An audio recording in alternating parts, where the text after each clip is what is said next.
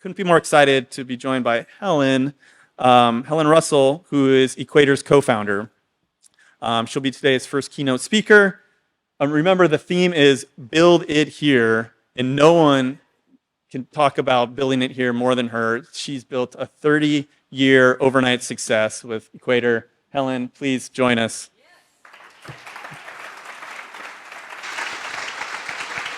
Yes. Thank you. Thank you, Mike. I'm going to move around a little bit. Okay, Mike, click. Where is the click? Here. Oh. Okay. Thank you very much for inviting me. Thank you, Zach. Thank you, Elizabeth, for putting on this event. I know Elizabeth did all the work, even though Zach is going to take complete credit for it.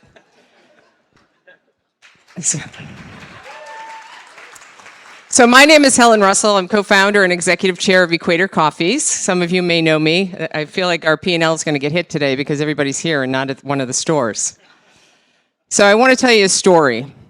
What if I told you that Equator was an overnight success? What if I told you that in 1982, I got my heating and air conditioning license?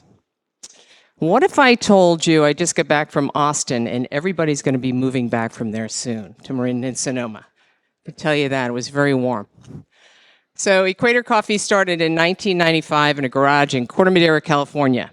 If you'll notice, Equator Coffees, there'll be little Easter eggs regarding businesses to look at as founders. Coffee and tea has grown along the equator. That's why we call it Equator Coffees. And then the Bengal tiger. The Bengal tiger. I'm sure you've seen stickers all over your house, your cars. I didn't do them all, but most of them. When we started the company in 1995 in a garage in Corte Madera, California, being women-owned, Brooke McDonald, my partner, my life partner, there were only 5 women roasting coffee in the United States, just 5. There were only 30 coffee roasters on the West Coast. Now there's over 300, and there's thousands of roasters in the country. What's an entrepreneur? An entrepreneur is someone that spots opportunities. They're innovative, whether it's a product, a process, or a service. I'm sitting next to biotech, which I understood. And then there's some AI folks here. I was like, oh my God, I don't know anything about AI. So Brooke and I started in this garage in 1995. A little background on me. I grew up in Medford, Massachusetts, right outside of Boston.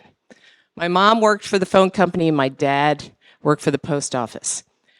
And I was the last child in the family. And the only expectation they had was that I would get married, move next door, and then when they had to go to Walgreens to pick up their medicine, I would do that for them. And I said, you know what? I want to be an entrepreneur. My mother said, what's that? And I said, well, that's someone that, starts something, grows something, and creates impact. She's like, honey, we don't do that. I said, no, we're going to do it, Mom. This is what we're going to do. So I met Brooke. We opened up in 1995. Prior to that, I was selling voice and data networks. If you can sell voice and data networks, you can pretty much sell anything. You can't see it. You can't smell it.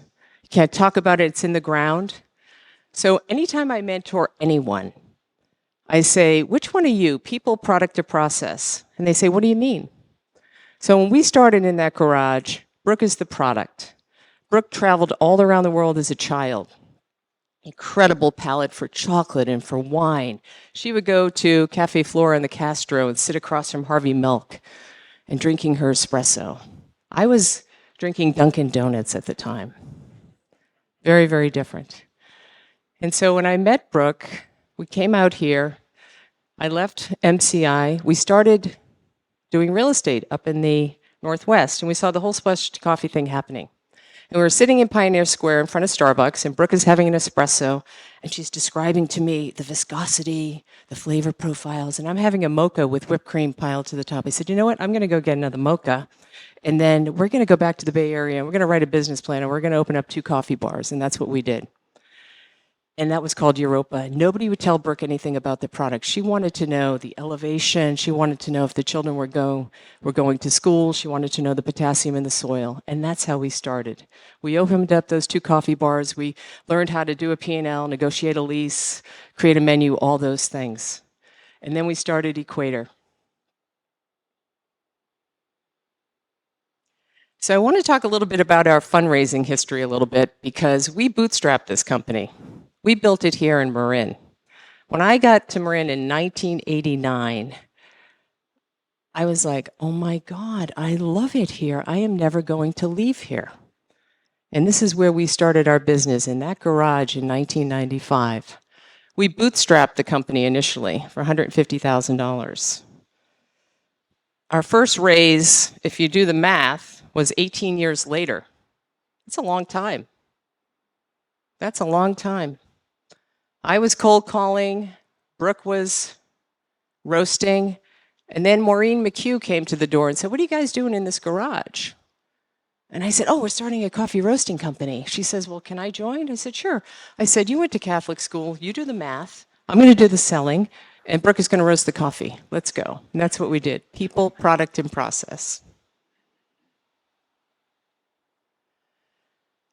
Let's talk about the next phase of Equator a little bit.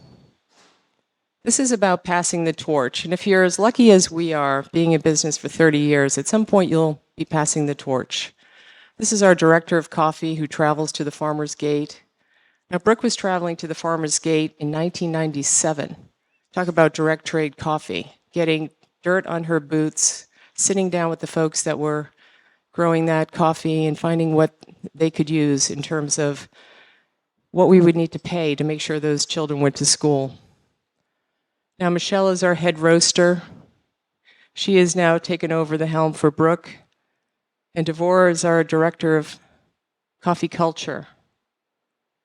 So this is what I call passing of the torch. I'm not going anywhere, but having these folks here to create this legacy and this heritage brand, we're very proud of all of them. So let's talk about impact. Kind people. You know, our highest purpose is to leave things better than how we found them. And that's what we've been able to do at Equator, thanks to all of you. Because all I think about 24 hours a day, 7 days a week is selling coffee, nothing else, I guarantee you. Because the more coffee that we sell, the more that we can do and the greater impact that we can have. And it's about impact. You can't be an entrepreneur today unless you are prepared to give back. And that's been in our DNA since day one. We contribute 5% of our sales to World Coffee Relief, which is a global group that actually, you know, I don't know if we're going to have coffee in 50 years, but we're going to contribute to that World Coffee Research for the sustainability of specialty coffee. And on a local level, we pay our employees health care, dental, vision, mental health. We pay for their volunteer. All those things are important. We also have some incredible chefs that are on our roster. And when COVID hit, we all forget about it now because we're all here, but when COVID hit, it was devastating. Because we're a B Corp, we're not Pete's and Starbucks, so they opened. We're not a mom and pop, so she opened at 4:30 in the morning. We're a B Corp, so we closed the stores for 2 weeks to make sure that our employees were safe and our customers were safe. And all the coffee that we were selling to Global, Twitter, Slack, we lost $7 million overnight. And we have built that back by pivoting. Certified for good. There's a lot of firsts for Equator. We were the first coffee roaster to become B Corp certified in the United States. We were the first coffee roaster in Northern California to become Fair Trade certified. We were the first LGBTQ company in the history of the SBA program under the Obama administration to become a National Small Business of the Year and visit the White House, which was pretty amazing. And then most recently, we became the first roaster in the United States to become regenerative organic certified, selling our Nicaragua Saicali coffee. So I tell you this because these certifications, I love them, the third-party certifications, because Maureen and Brooke and I are not making all the decisions anymore. And having these certifications in place keeps everybody going in the right direction in terms of building the brand. Okay, I have to tell you about Finca Sofia. There are not many folks who own coffee roasters, especially. This is about impact, that own a coffee farm. We can't show the video, but Brooke and I bought this coffee farm, an unplanted coffee farm in Cerro Punta, Panama, back in 2008. We happen to live in a neighborhood in Mill Valley, in Marin County, where there's a Dutch entrepreneur named Willem Boot, who's a geisha, which is a varietal expert in the world, and his wife, Catherine. So Brooke and I said to Willem, we want to buy a coffee farm. And he said, okay, here's a few places you can look in Panama. So we came across this incredible unplanted coffee farm. It's the highest farm in Central America, 2,100 feet. And Brooke and I really wanted to go deep in terms of understanding what our farming partners are up against. And we bought this farm. And then we had this BHAG, which I just learned what that meant recently from my friend Vijay, who's the CEO of NMI. He says, you have to have a BHAG. I'm like, what the hell is a BHAG? Big, hairy, audacious goal. Well, we had one when we bought the farm, that we were going to grow the best coffee in the world. So we planted 2,000 shade trees, 30,000 seedlings. But what we noticed was there was a shack on the property and there were 6 people living in it. And as an entrepreneur, you don't look at something and not want to make it better. And Angelica and her mom and Hel came to the little door and we said, we just bought this land. And we didn't realize that you inherit the people that are on the land. So little Angelica came out from behind her mom's dress and she was limping and scampering around. And so Catherine, who's a nurse, called her out, and we lifted up her dress, and we noticed that she had a deformity from the knee down. So most people would think, well, that's just the way it is, right? That's just what happens in Central America. You have a deformity, you're going to scamper around, you're going to be in the corner for the rest of your life, but not an entrepreneur, right? That's not what we do. We change it. So what we did was we called Shriners in Tampa. This woman who picked up the phone was Panamanian. She took a special interest in the case of Angelica. So I flew back to Panama and sat with the family. And I said, now these are indigenous people, right? And Angel is the father, Angelica is the daughter, and Anela is the mother. Stay with me. So it's a lot of A's there for the 3 of them. So I sat there and I said, look, we would like to help Angelica. We're going to take her to Florida. We're going to have her leg amputated. We're going to get her a prosthetic, and we're going to bring her home. And then everybody started crying. And they stood up and they handed me Angelica. And I said, I'm not taking her today, but I am going to get her. I'm going to come back and get her. So we took her to Florida. 3 weeks later, here they are in their indigenous clothing on the bus to the airport, landing in Florida. Can you imagine? And then 3 weeks later, we see a photo of Angelica on a tricycle with a Nike shirt and pigtails, riding that tricycle. And then we brought her back to the farm. We got her a horse named Baristo. We put her in private school to catch her up, which is $30 a month in Panama. And today, Angelica is 25 years old and has 3 children of her own. And if we hadn't bought that farm, she'd be in a corner somewhere. So that's impact. That is the higher purpose when you're an entrepreneur. Is for Equator, it is leaving everything that we find better than how we found it. And guess what? In 2016, our first harvest, we won the Good Food Awards. In 2018, we actually won Best of Panama, and we did grow the best coffee in the world. And we were very excited about it. Now you can find it in Austria, and Germany, and Japan, and China. So $1,300 a pound. That was during COVID. That was amazing. And the more coffee we sell, the more that we can do. So all of that money went back into the farm. And now we have a harvest, not a lot every year, maybe 2,000 maybe 2,000 pounds.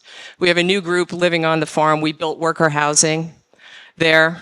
We have 6 people working on the farm right now. All of them have spouses and children, and they all go to school. So we're very proud of what we did there. That's impact.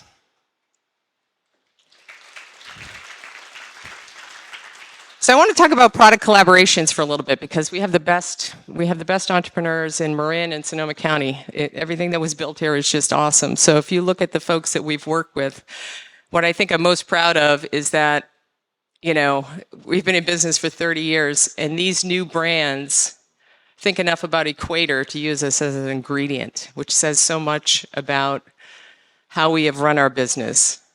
And Griffo is in Sonoma. We just did a project with Cho, Dirty Chai, very similar to us, a lot of entrepreneurs. The collaborations are so important to work with other folks in your industry to grow your business. There's 3 ways to grow a business. You know, I didn't know this, but when I started out,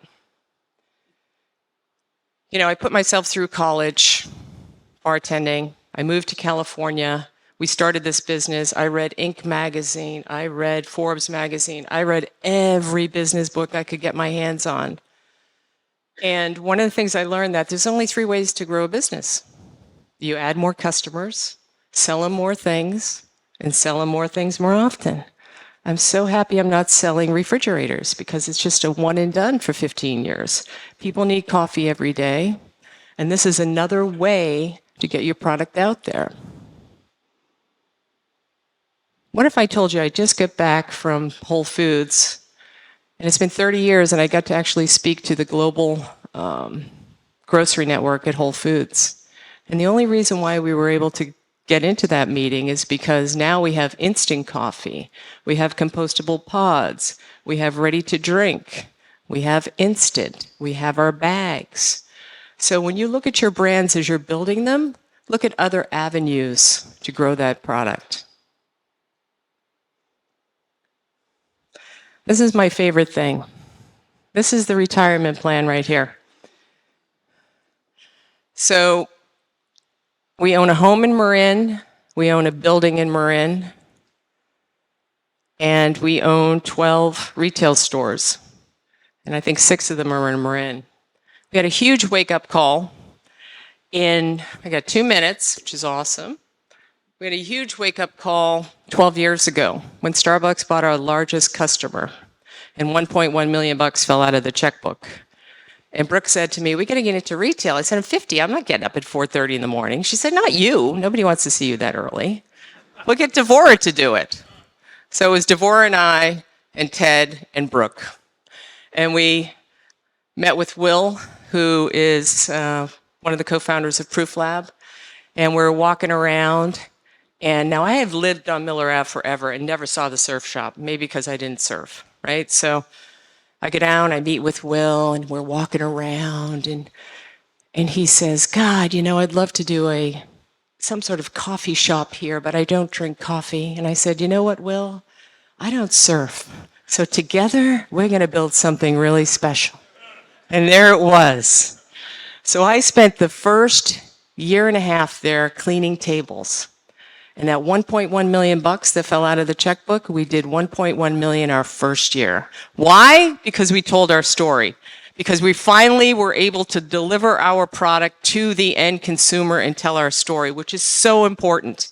So that window that crashed down, there was a giant garage door that opened up. And who's the first person that walks in? "Hi, I'm so glad you opened. I just moved here." I said, "Oh, how are you?" "I'm Biz Stone." I said, Biz, why is that familiar? "Good, welcome." And then Dave Morin came in, and he said, "Helen, I want to tell you a story." I said, "What's the story?" He said, "My wife, Britt, said to me, 'Dave, I'm pregnant. We're moving to Marin.'" And he said, "I'm not moving to Marin. There's no good coffee in Marin." She said, "No, I just found Equator Coffees at Proof Lab." So they came, he had a coffee, went up the hill and bought the house the same day. He said, "Because of Equator." I was like, "Really?" And he said, "Yeah." That was super cool. And then Mill Valley came. I remember Arnold Spinelli. Does anyone know Spinelli's Coffee? He called me and said, "You know, I'm going to be selling my business." I said to Brooke, "We can't open downtown Miller. We're just opening Proof Lab." She says, "If you don't open that store and and Blue Bottle gets in there, I'm moving out of Marin. So this is the plan. This plan is, my retirement plan is to build community, to wipe down tables, to tell our story. Because people want the story. We all know it's not what you do, it's why you do it. We have very many people in here, if you're an entrepreneur, that can help you. There's people here, there's product here, there's process here, there's monies here, there's bankers here. There are people here a lot smarter than the people that are the entrepreneurs in the room. So always remember when you are building something to fill in what you don't know. And I'll leave you with this. There's 4 characteristics of an entrepreneur that I have noticed in 30 years. And I call it the FIDO principle, because you got to be dogged to sell anything. You have to be extremely focused. But here's the thing, which was good for me. You just have to be fairly intelligent. You don't have to be a rock star. There's other people that are smarter than you. Hire them. You have to be 100% driven. 100% driven. And you have to be optimistic. And I'm very optimistic that we can build here in Marin and Sonoma, and we can employ people. And that's what this venture fund is all about. It's about helping our local communities, because all my people live in Petaluma and Sonoma. And we're going to be selling our building, buying a new building in Sonoma, so we're all under one roof. So we will be here for another 30 years. Thank you very much. So this, I'm leaving you on this. I talked to Zach about this. I said, Zach, at the end of it, I want to show that people can order the coffee. He said, oh, I don't know if you did that. I don't know what people think. I said, I'm an entrepreneur. We want people to buy our coffee so we can do more things. They love it. So please take a look at our Instagram and see what we do. People, product, and process. Thank you very much. I appreciate it. Have a great day.